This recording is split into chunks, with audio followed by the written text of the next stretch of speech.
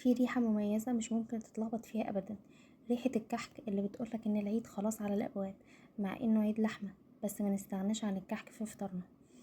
النهاردة في مطبخ نونا هنعمل مع بعض أحلى كحك عيد بطريقتي الخاصة، ناعم وبيدوب في البق ومحشي ملبن زي ما بحبوه. تابعوا معايا خطوة بخطوة وهقول لكم على كل أسراري علشان يطلع معاكم زي الجاهز وأطعم كمان.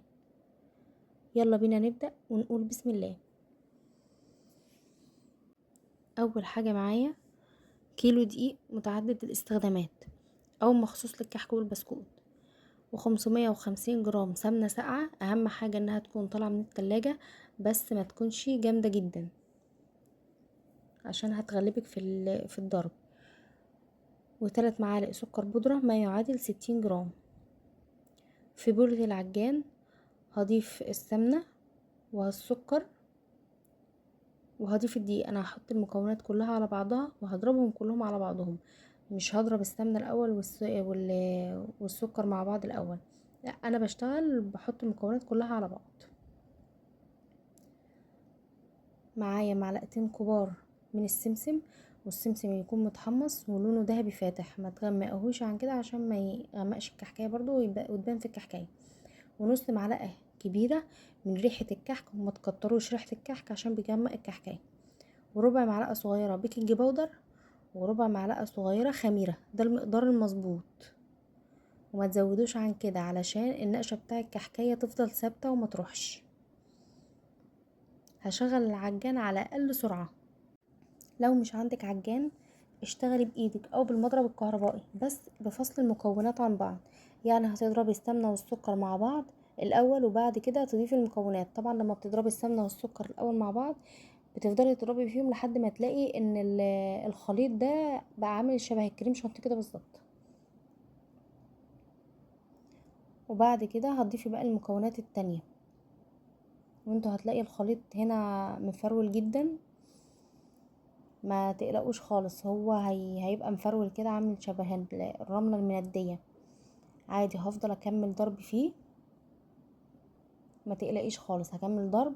او انك هتفضلي تبسي فيه لو انت بتعمليه بايدك كده المقدار مظبوط جدا. وطبعا كل شويه بوقف العجان وبنزل اللي على الجوانب، وهفضل ابس برضو في العجينه لحد ما تبقى ناعمه جدا معايا. شايفين شكلها طبعا ما تدلش ان هي ممكن تتلم خالص، لا بالعكس. لما تكملي ضرب فيها وتكملي بس فيها بايدك هتطرى معاكي جدا وهتبقى ناعمه قوي. شايفين هنا بعد ما كملت ضرب فيها بقت عجينه حلوه جدا. بس انا هنا جيت لمستها لقيتها لسه محتاجه، لقيتها لسه ناشفه كده شويه معايا ولسه محتاجه ضرب كمان. انا عايزاها تكون ناعمه جدا جدا جدا لدرجه انها بتلزق في ايدك. هكمل ضرب. وهنا طبعا العجان اكنه بيبس لان انا حاطه شكل الكف بتاع العجان.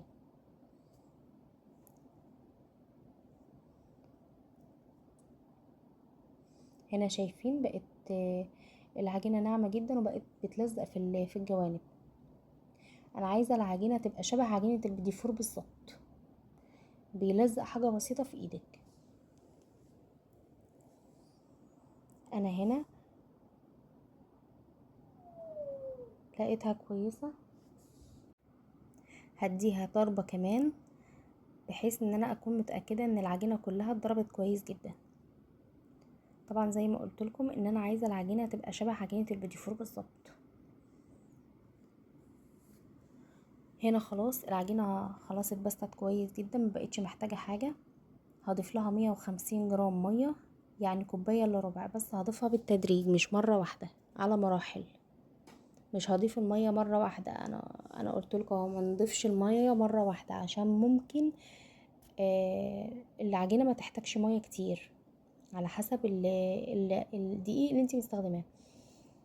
انا هنا هختبر حته عجينه كده، هكورها وهضغط عليها بايديا زي ما انتوا شفتوا كده. لقيتها لسه بتشقق، هضيف باقي كميه الميه وهرجع تاني اجربها. بس قبل ما اجربها هحننها بايدي بين كفوف ايديا، هفضل ادعك فيها بين كفوف ايديا وبعد كده هختبرها تاني، لو لقيتها ما بتشققش هشتغل بقى تاني. شايفين ما بتشققش وطلع زي الفل جوانب. مش هضيف لها دي، مش هضيف لها سمنه تاني ولا هضيف لها ميه ولا هضيف لها اي حاجه، هي كده العجينه مظبوطه.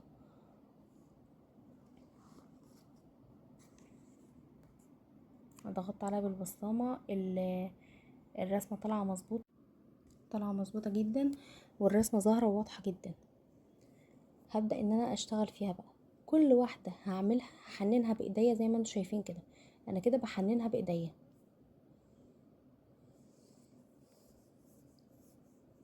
كل واحده هاخدها هحننها بايديا، وبعد كده هضيف الملبن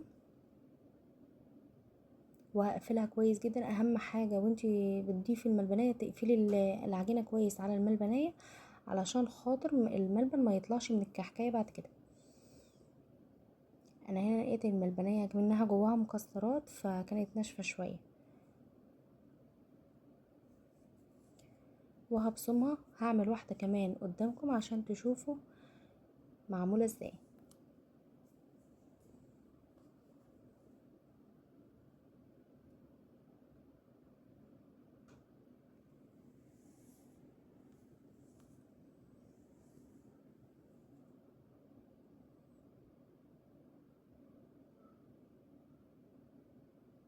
وطبعا اخبزي في الالمونيا علشان خاطر الالمونيا بتطلع الخبز حلو جدا، احسن من الصواني الصاج والتيفال والاي حاجه تانية. الالمونيا لا يعلى عليه في التسويه.